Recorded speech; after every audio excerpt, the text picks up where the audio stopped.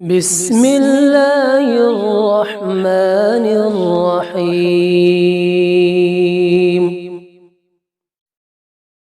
والنازعات غرقا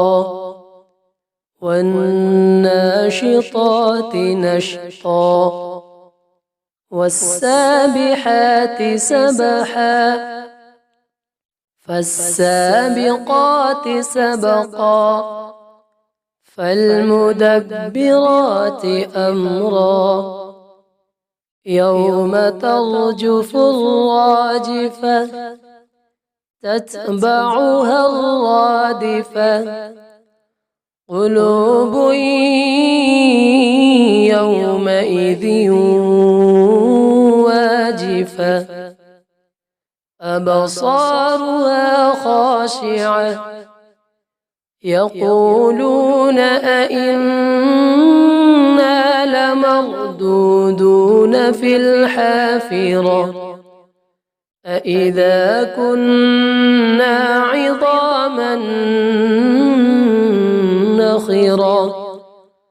قالوا تلك إذا كرة خاسرة فإنما هي زجرة واحدة فإذا هم بالساهرة هل أتاك حديث موسى إذ ناداه ربه بالواد المقدس طوى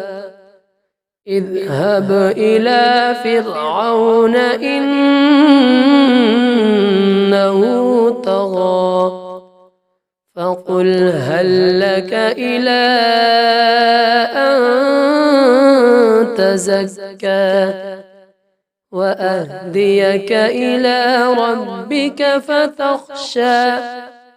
فأراه الآية الكبرى فكذب وعصى ثم أدبر يسعى فحشر فنادى فقال أنا ربكم الأعلى فأخذه الله نكال الآخرة والأولى إن في ذلك لعبرة لمن يخشى أأنتم أشد خلقا أم السماء بناها رفع سمكها فسواها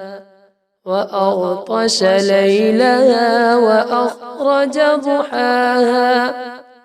والأرض بعد ذلك دحاها أخرج منها ماءها ومرعاها والجبال أرساها متاعا لكم ولأنعامكم فإذا جاءت الطامة الكبرى يوم يتذكر الإنسان ما سعى وبرزت الجحيم لمن يرى فأما من طغى وآثر الحياة الدنيا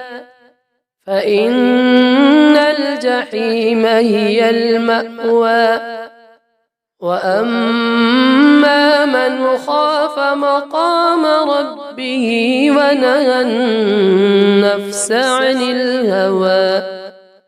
فإن الجنة هي المأوى